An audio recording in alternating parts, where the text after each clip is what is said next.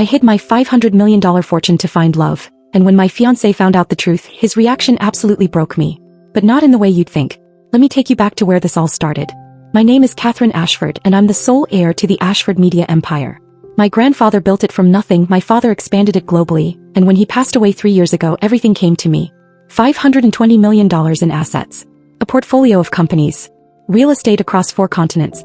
The kind of wealth that sounds like a fantasy to most people. It was my nightmare. By the time I turned 27, I'd been proposed to 11 times. 11. And every single one of those men had dollar signs in their eyes before they ever learned my favorite color or what made me laugh. There was Brandon, the investment banker who'd Googled my net worth before our first date and spent the entire evening talking about our future portfolio diversification. There was Alexander, the French entrepreneur who pitched me his startup idea during what I thought was a romantic weekend in Paris. And there was Marcus, who literally had his lawyer draft a prenup before he proposed, outlining exactly what percentage of my wealth he'd receive after 5 years of marriage. I couldn't do it anymore. I sat in my penthouse apartment overlooking Central Park one Tuesday evening, drinking wine that cost more than most people's monthly rent, and I realized something that made me want to cry. I had never, not once in my adult life, been loved for who I actually was. Every relationship was transactional. Every conversation calculated. Every compliment felt like an investment strategy. That night, I made a decision that my lawyers and my board of directors and my late father's best friend who managed my trust would have called insane. I was going to disappear. Not literally, of course. But I was going to become someone else. Someone normal. Someone who didn't have a last name that appeared in Forbes and the Wall Street Journal. I rented a 1-bedroom apartment in Astoria, Queens. 750 square feet with a kitchen the size of a closet and a view of the building next door. It cost $1,800 a month, and signing that lease felt more liberating than buying my vacation home in Cabo. I got a job as a project coordinator at a mid-sized marketing firm. The pay was $48,000 a year. My daily coffee budget in my old life was more than my weekly salary now.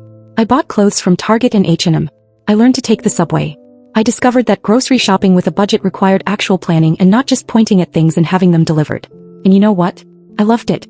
For the first time since my father died, maybe for the first time in my entire adult life, I felt like I could breathe. Nobody knew who I was. Nobody wanted anything from me except my share of the office coffee fund and help with their PowerPoint presentations. I became Catherine Morrison. Katie to my friends. Just another 20-something trying to make it in New York. That's when I met Daniel. It was a Tuesday morning at the coffee shop 2 blocks from my apartment. I was running late for work, juggling my bag and my phone and trying to order my coffee, when I crashed directly into someone carrying what appeared to be 3 large portfolios. Papers exploded everywhere. My coffee cup went flying. His portfolios hit the ground and slid in 3 different directions. "Oh my God, I'm so sorry," I stammered, dropping to my knees to help gather the scattered papers. "No, that was completely my fault," he said, kneeling beside me. I was trying to carry too much and wasn't watching where I was going. I looked up and that's when I really saw him for the first time.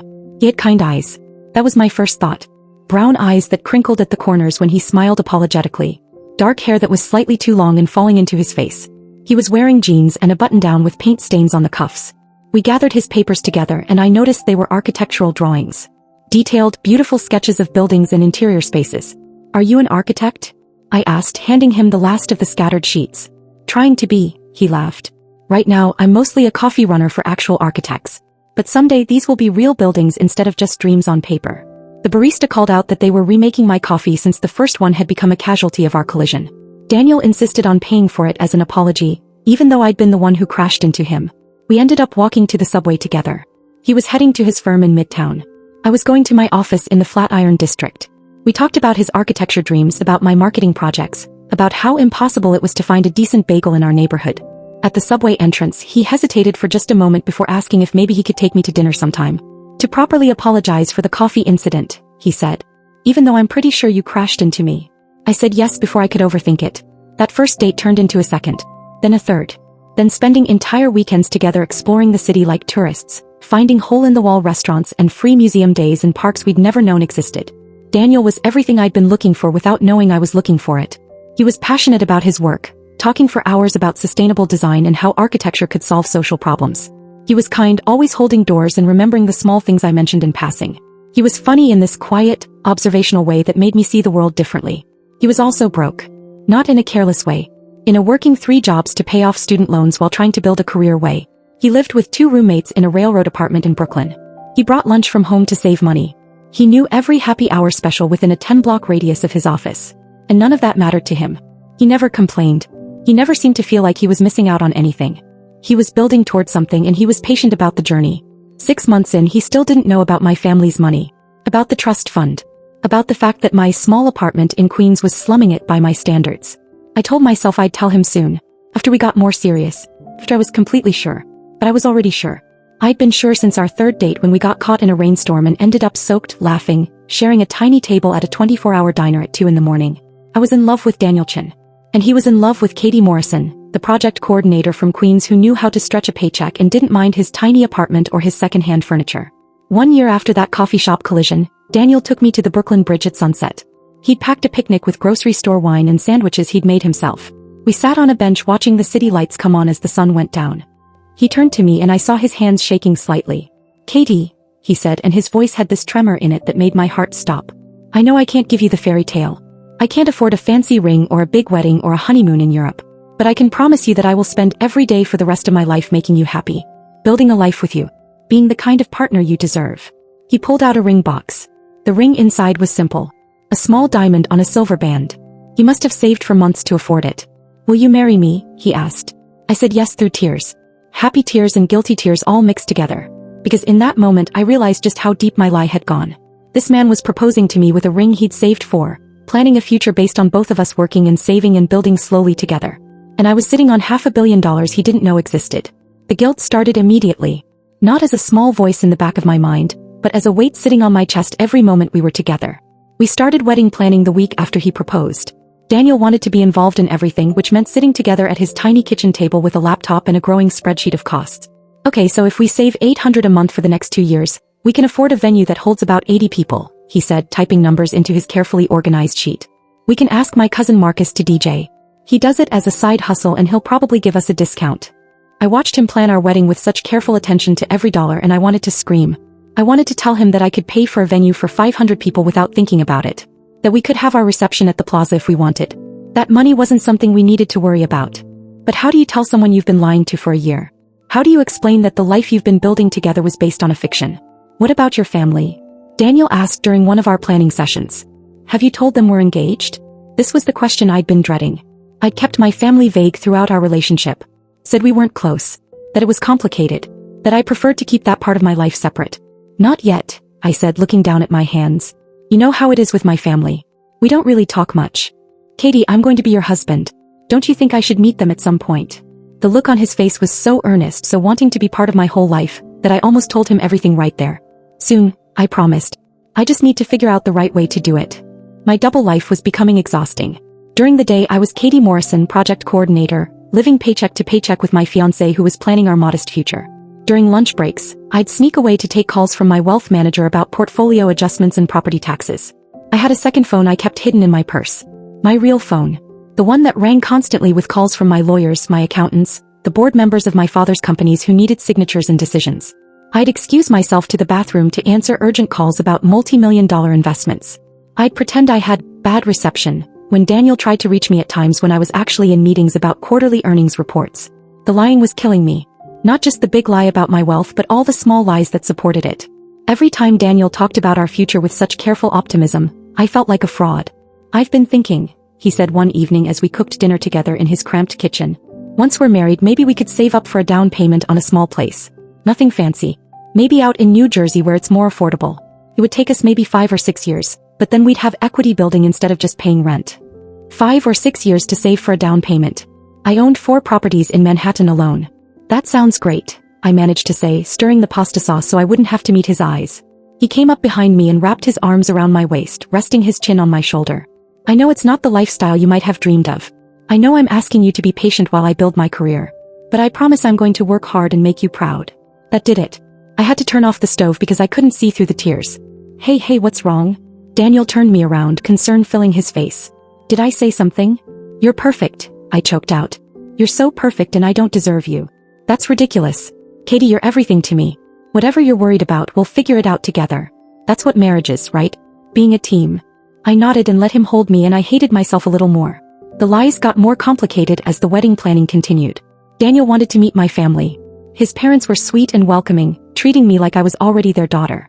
His sister joked about having a sister finally. His grandmother gave me her recipe book and said I was now part of the Chin family legacy. And my family? They didn't exist in this version of my life. I couldn't exactly bring Daniel to family dinner at my mother's estate in Connecticut, where the casual dining room seated 24 people and we had actual servants. I told him my mother lived overseas, that we were estranged, that I'd been independent for years. More lies stacked on top of lies. My best friend from my real life, Madison, cornered me at a coffee shop one afternoon. She was one of the few people who knew about my double life and she wasn't happy about it. "Catherine, this is getting out of hand," she said, stirring her latte aggressively. "You're planning a wedding with a man who doesn't even know your real name." "He knows who I am," I protested. "The money doesn't define me. But lying does. You're literally building your marriage on a foundation of deception. What happens when he finds out? And he will find out. These things always come out." "I'll tell him," I said. "I just need to find the right moment." "The right moment was a year ago when you first met. Every day you wait makes it worse." He was right. I knew she was right. But I was terrified. I'd finally found someone who loved me for me. Who didn't see dollar signs when he looked at me. Who wanted to build a life with me based on partnership and shared dreams, not based on what I could provide financially. How do you risk losing that? How do you gamble with the only real love you've ever known? The breaking point came on a Tuesday evening in April. Daniel came home from work early, which was unusual. He had this look on his face, excited but nervous. He sat me down on his worn couch and took both my hands. "I have incredible news," he said. "Remember that proposal I submitted for the community center redesign in Seattle?" I nodded.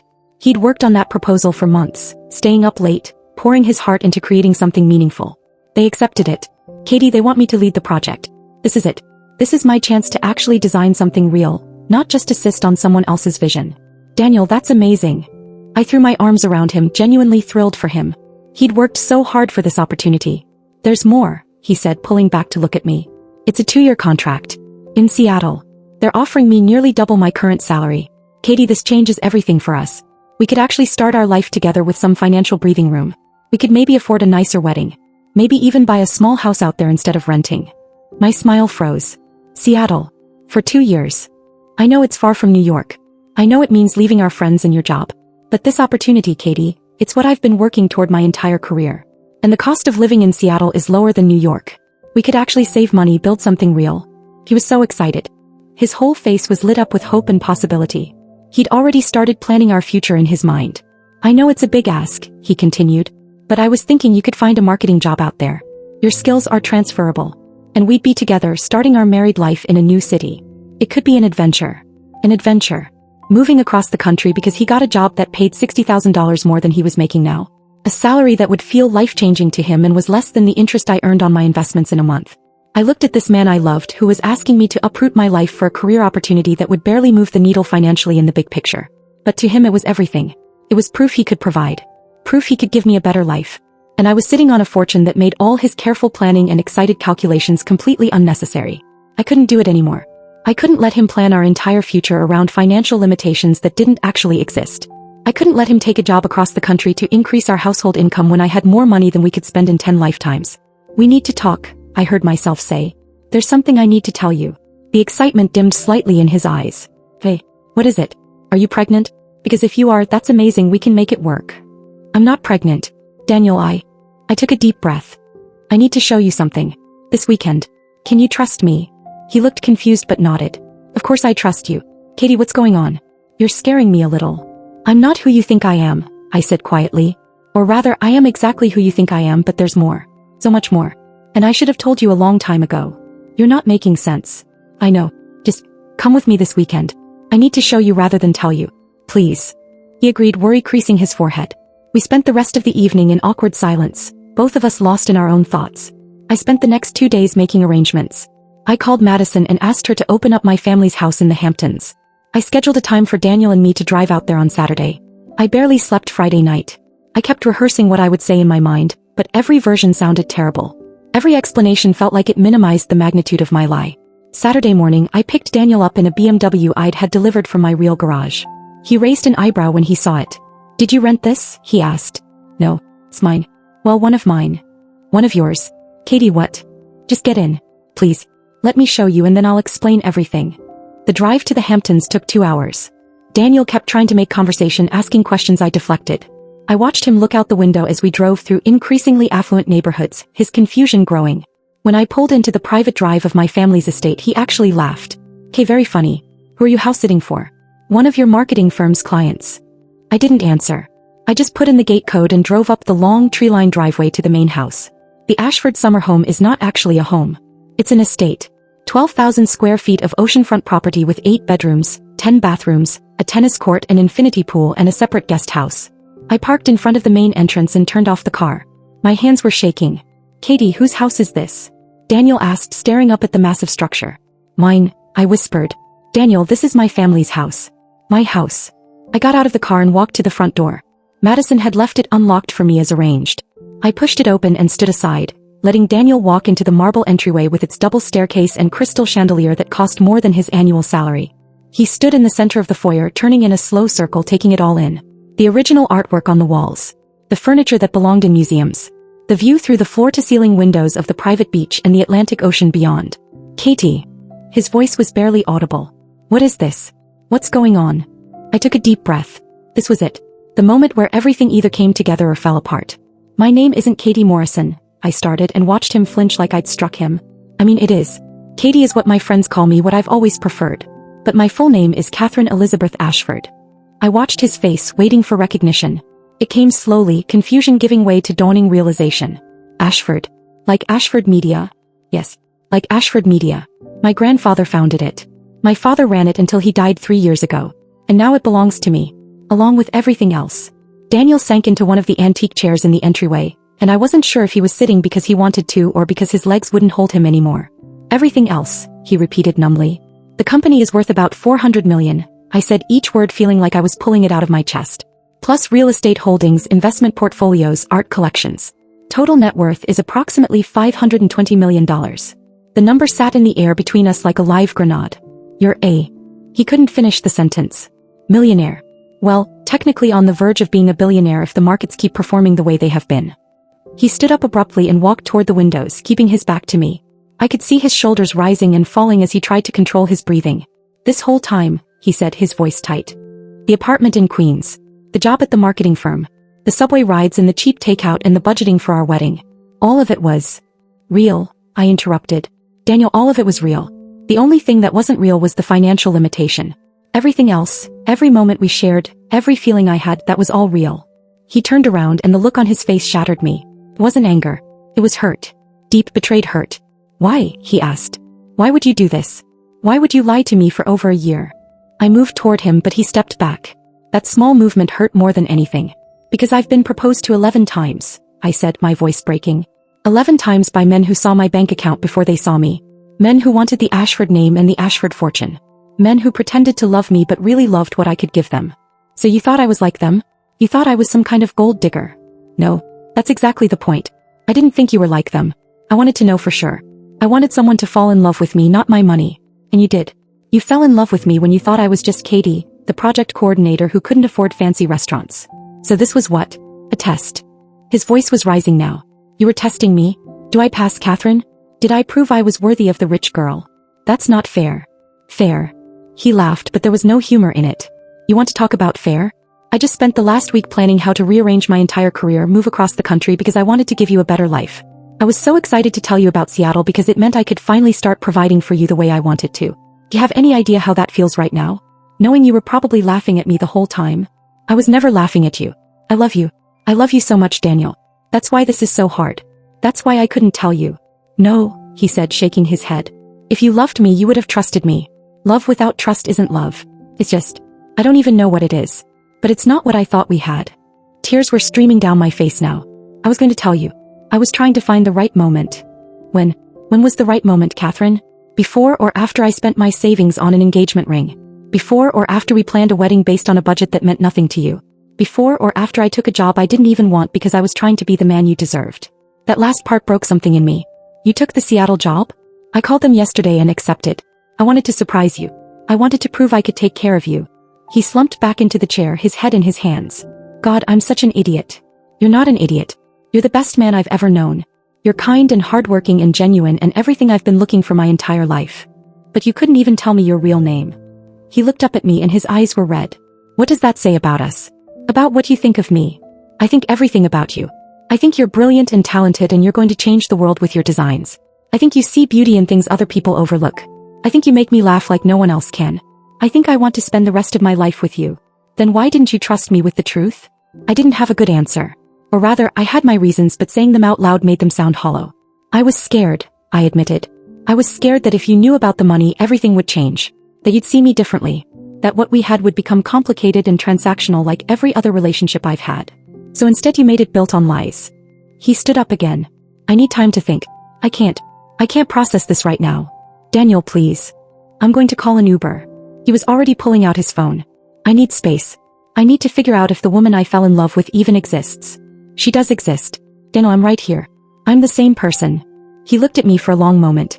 No, you're not. The woman I fell in love with was honest. The woman I fell in love with let me in. The woman I fell in love with trusted me enough to be vulnerable. I'm being vulnerable right now. Only because you had to be. Only because your lie was getting too complicated to maintain. He headed toward the door. I'm sorry, Catherine. Or Katie. I don't even know what to call you anymore. I need time. How much time? He paused with his hand on the door handle. I don't know. I'll call you when I'm ready to talk. If I'm ready to talk.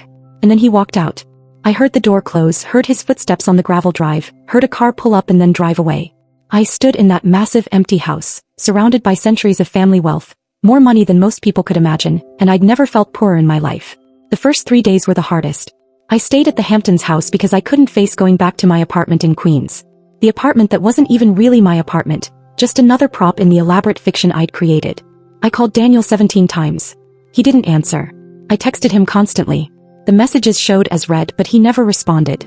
Madison drove out on day 2 and found me still in the same clothes I'd worn when Daniel left, staring at the ocean like it might have answers. I told you, she said not unkindly, sitting down next to me on the deck. I told you this would happen. You can say I told you so. I deserve it. I don't want to say I told you so. I want you to figure out what you're going to do next. There's nothing to do. He hates me. He doesn't trust me. It's over. Madison was quiet for a moment. Do you love him? More than I've ever loved anyone. Then fight for him. Not with money. Not with grand gestures. Just be honest. Keep being honest. Give him the space he needs, but don't let him go without making sure he knows exactly how you feel. On day 4 I wrote Daniel a letter. An actual, physical letter on paper. I wrote it by hand, which took hours because I kept messing up and starting over. I told him everything. Not just about the money but about the loneliness of growing up wealthy. About watching my father work himself to death trying to maintain an empire. About the hollow feeling of never knowing if people liked you or what you represented. About every failed relationship and every person who'd pretended to care but really just wanted access to my world. I told him about the coffee shop collision that changed my life. About falling in love with him slowly and completely. About every moment that made me happy, made me feel like myself instead of Catherine Ashford, heiress to a fortune she never asked for. I told him the truth about why I lied. Not as an excuse but as an explanation. I'd been scared.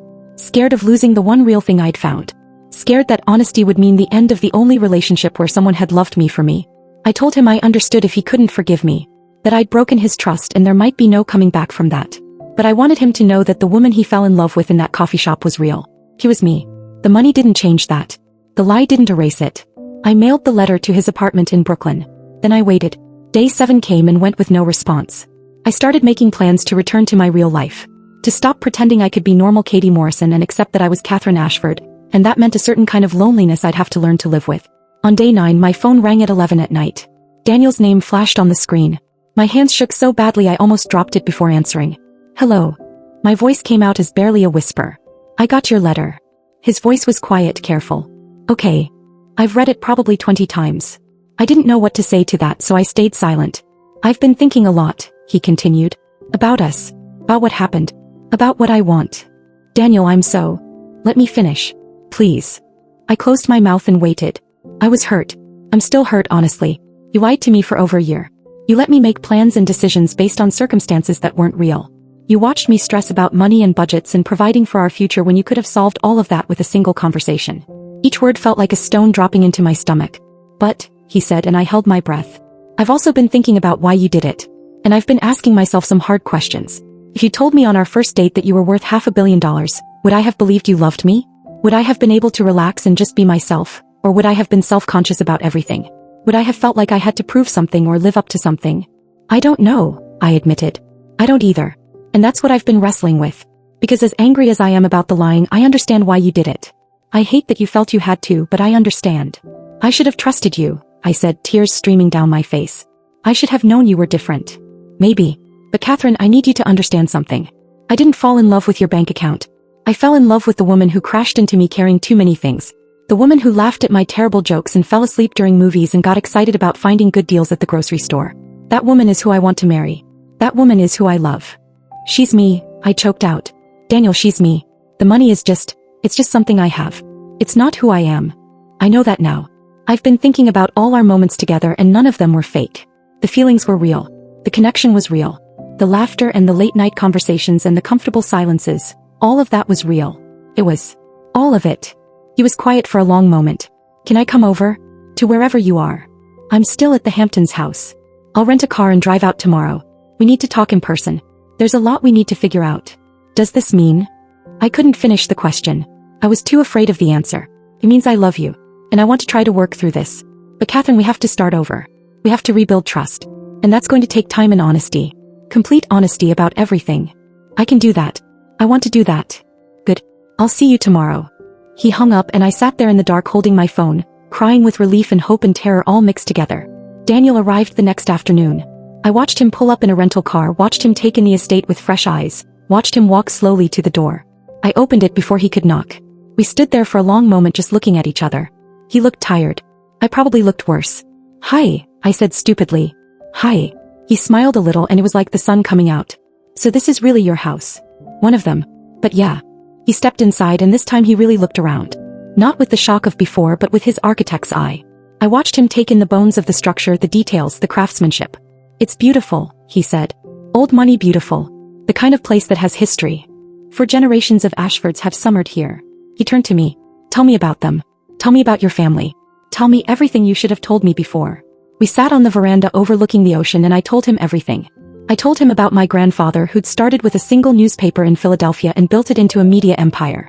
About how he'd been tough and demanding and had impossibly high standards. About my grandmother who'd come from old money and taught me that wealth was a responsibility, not just a privilege. I told him about my father who'd taken over the company at 25 and expanded it into television, radio and eventually digital media. How he'd worked 18-hour days and missed most of my childhood. How I'd been raised by nannies and tutors and had learned early that being an Ashford meant being alone. My mother left when I was 7, I said, staring out at the waves. She couldn't handle the pressure of being married to Richard Ashford. The constant scrutiny, the expectations, the way his work always came first. She moved to Monaco and remarried a year later.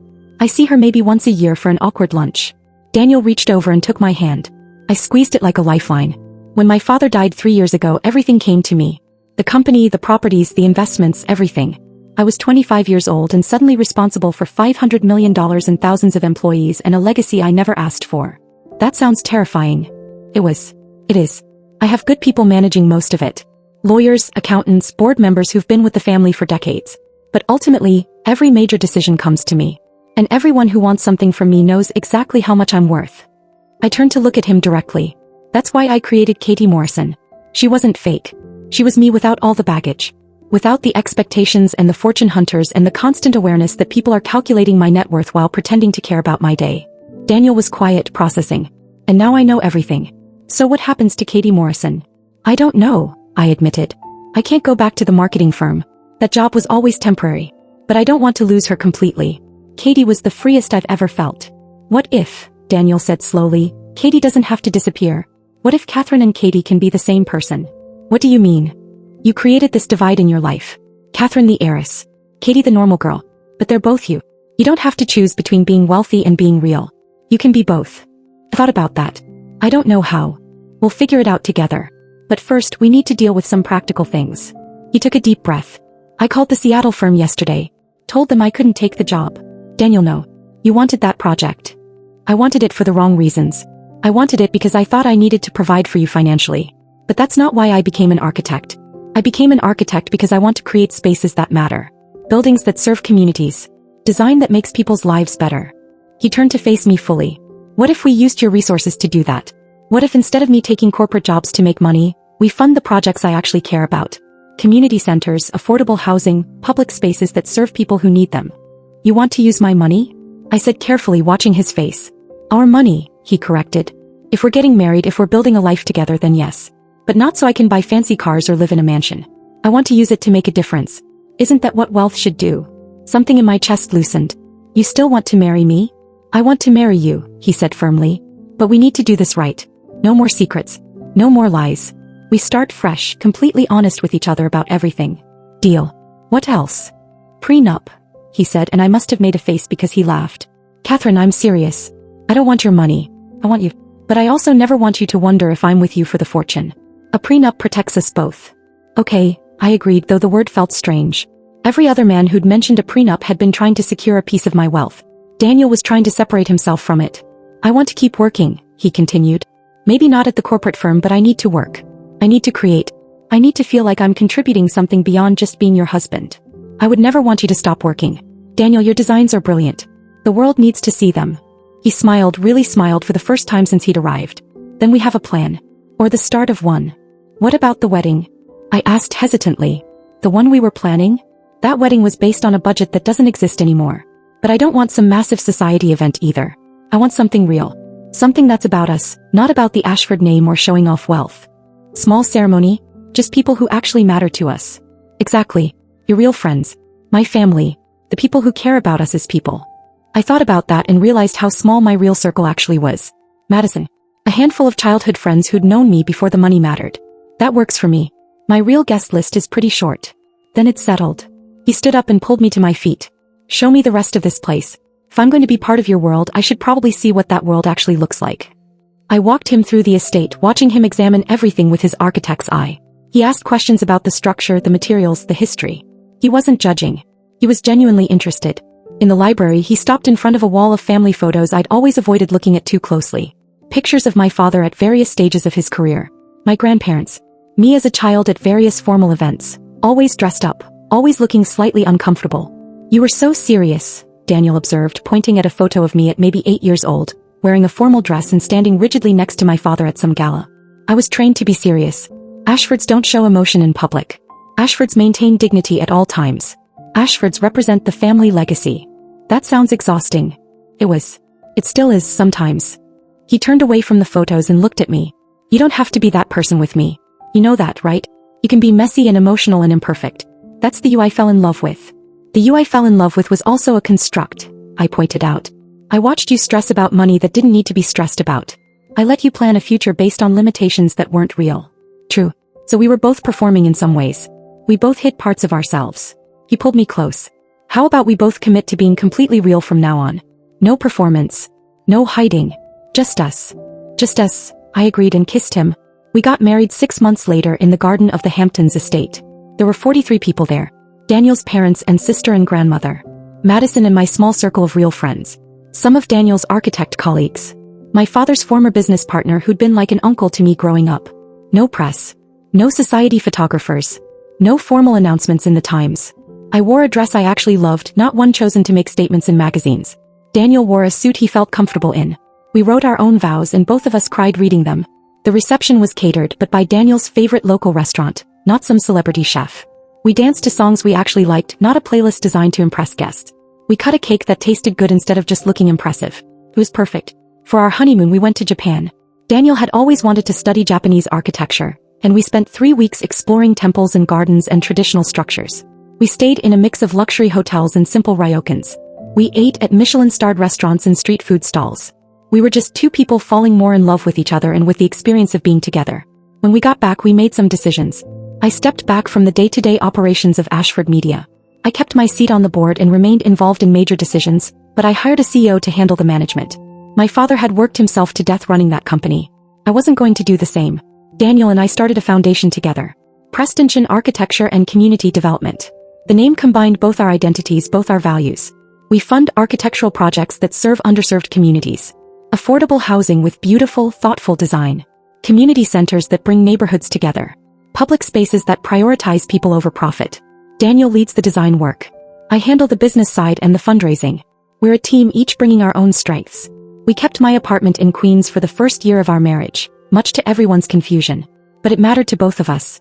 It was where Katie and Daniel had fallen in love. Where we'd learned to be real with each other even if that reality had gaps in it. Eventually we bought a brownstone in Brooklyn. Not the biggest on the block. Not the most expensive. Just a place that felt like home. Daniel renovated it himself, putting his architectural vision into every room. My favorite part is the kitchen. It's small by mansion standards, but it's where we cook together and talk about our days and make plans for the future. We spend summers at the Hamptons house, but we've opened it up for foundation events. Kids from the community programs we fund get to use the pool and the beach. The tennis courts host youth tournaments. The formal dining room where generations of Ashfords held stuffy dinners now serves lunch to volunteers and program participants. My mother came to visit once, about a year after the wedding. She walked through the house seeing all the changes, watching neighborhood kids running around the property, and she actually smiled. "Your father would have hated this," she said. "I know. I think it's wonderful. I think you're using this place the way it should have been used all along." It was the most real conversation we'd ever had. Daniel's career took off once he had the freedom to pursue projects he believed in. His community center in Brooklyn won awards. His affordable housing design was featured in Architectural Digest. He gets job offers constantly from major firms, but he turns them down. He's building something more important than prestige. We talk about the money sometimes, about the privilege it brings and the responsibility that comes with it. We disagree occasionally about how to use it, but we always work it out through honest conversation. I learned something important through all of this. The money isn't the problem. The dishonesty was the problem. The fear was the problem. The assumption that wealth automatically corrupts every relationship was the problem. Daniel loves me, not because of what I have, but because of who I am. And he proved that by being willing to walk away when I broke his trust. He came back not because I'm rich, but because what we have is real. I still think about Katie Morrison sometimes, the woman I pretended to be. But I realize now that she wasn't pretend. She was just one facet of who I am. Catherine Ashford can take the subway and shop at Target and live simply. Katie Morrison can make decisions about million-dollar investments and attend board meetings. They're both me. Last month we found out I'm pregnant. We're having a daughter. Daniel wants to name her Katie, after the woman I fell in love with, he says. I suggested we name her Charlotte instead. After neither of us, I explain. She gets to be her own person. Not Catherine's daughter. Not Katie's legacy. Just Charlotte. He kissed me and agreed. We're already talking about how we'll raise her. How we'll teach her about money without letting it define her. How we'll give her choices and freedom and the knowledge that her worth isn't measured in dollars. How we'll teach her to be honest even when it's scary. Especially when it's scary. I keep my mother's engagement letter in my office. Not as a reminder of betrayal, but as a reminder of how close I came to losing everything that matters by trying to protect it through deception. Trust is built on honesty. Love is built on trust. Everything else is just details, including the $500 million. These days I introduce myself as Catherine, sometimes Katie to close friends. My last name is Prestonshin now, hyphenated, a blend of both our histories. When people ask what I do, I tell them I run a foundation that funds community architecture projects. Most people don't connect me to Ashford Media unless they really dig, and I like it that way. Daniel and I have built something real. Not perfect. We still argue about whose turn it is to do dishes and whether we're spending too much or not enough on various projects. He still occasionally gets weird about the money, especially when I want to pay for something expensive. I still occasionally forget to tell him about business decisions that affect both of us. But we work through it. With honesty and patience and the understanding that we're both learning how to do this. I didn't find true love by pretending to be poor. I found it by being willing to be vulnerable. By taking off the armor I'd worn my whole life and letting someone see the real me, fears and flaws and all. The money complicated things, but it also made our foundation possible. It made Daniel's dream projects reality. It meant we could make a difference in ways we never could have otherwise. Wealth isn't good or evil. It's just a tool. What matters is how you use it and who you share it with. I shared mine with someone who would have loved me just the same if I'd had nothing. And that makes all the difference. So to anyone out there struggling with questions about authenticity and relationships and whether people love you or what you represent, here's what I learned. Trust has to be earned, but at some point you have to take the leap. You have to be honest even when it's terrifying. You have to believe that real love can withstand truth. And sometimes if you're incredibly lucky, it does. Daniel just called from downstairs. Dinner's ready. He's making his grandmother's dumplings, which are better than anything any five-star chef has ever made for me. I'm going to go eat them with the man I love, in the home we built together, preparing for the daughter we're bringing into this world. And I'm going to do it as Catherine Prestonshin. Not Katie Morrison. Not Catherine Ashford, heiress. Just me. All of me. Finally. Thanks for sticking with me through this whole messy, complicated story. It wasn't the fairy tale I thought I was looking for, but it turned out to be exactly the real love story I needed. If you made it to the end, drop a comment and tell me what you think. Would you have done things differently? Have you ever hidden part of yourself in a relationship? I'd love to hear your stories. And remember, whether you're rich or poor or somewhere in between, what matters most is being real with the people you love. Everything else is just noise. Until next time.